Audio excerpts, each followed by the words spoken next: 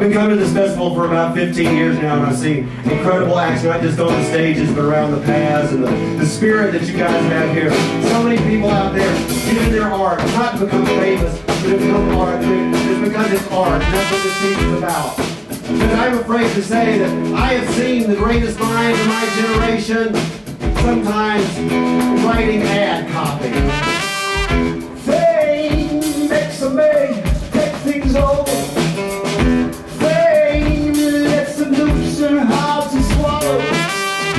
Fame puts you there when things are hollow. And tonight, as I drown my sorrows in a beer ad, I think of Eliot, of Gates, of Moliere, and what would they have made of it all?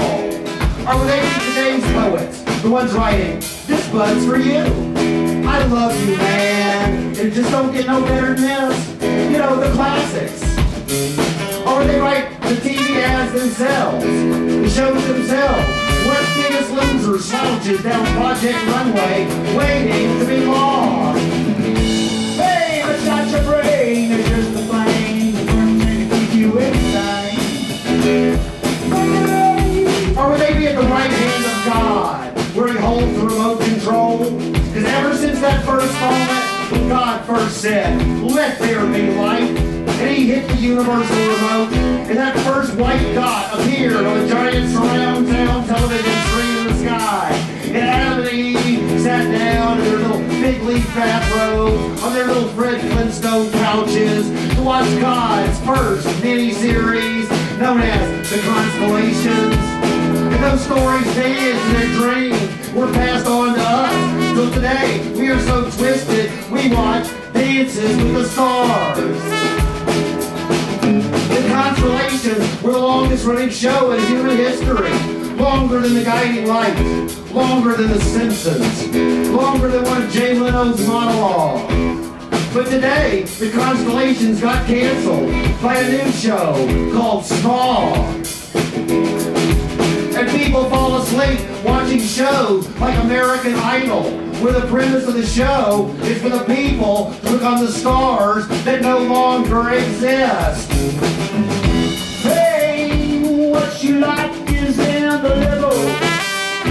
Fame, what you get there's no tomorrow. Fame, what you need you have to borrow. But our vision of what a star is has become as distorted as the downtown skyway in Los Angeles. Why do you think everyone in LA wants to become a star? It's because there are no stars. And people fall asleep watching that crap, heavily medicated, probably involving a creepy butterfly that flies into your room and takes you to play chess with Abraham Lincoln and a talking gopher until you wake up mid-afternoon, literally in a threesome with Drew Carey and Bob Barker and some mysterious stranger shouting, "Come on down!" And you notice that Jimmy Pop Popcorn and Johnson's Floor Wax retail for the same amount of money.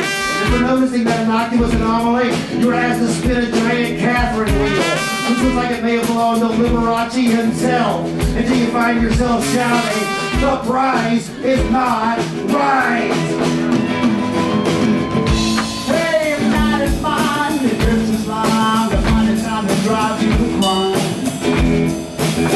It's not like the days of ours, where the wandering minstrel wandered from township to town, encampment to campfire, High Sierra Music Festival to High Sierra Music Festival, to sing the stories of the village just over there. And people gathered around, not because they were famous, but because they had something to say. And those stories were passed on long before they were written down. Stories like the Bible, the Torah, and the Quran. And didn't all three of those warn us of worshiping a false American idol? Is it any wonder that you're too cool to fool? American Idol is aptly titled. Is it any wonder that you're Because when we watch that crap, America is idle.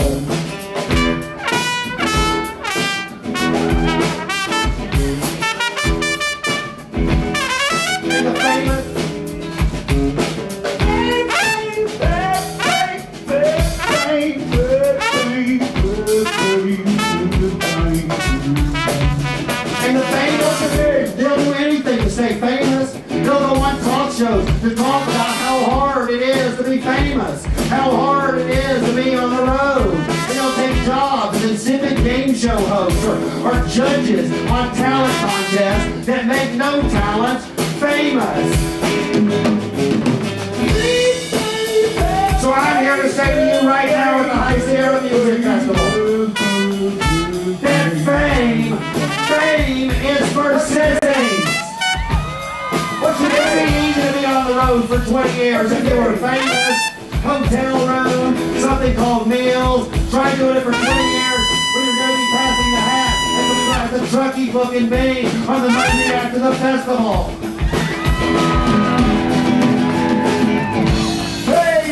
For you, boy, for me, you gotta get a red check on it. But it's not just the famous. It's people like Frankie Hernandez.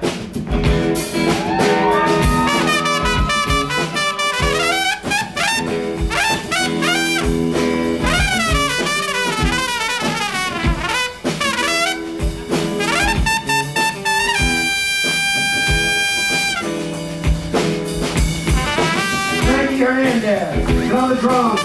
Ollie, Klump on the drums.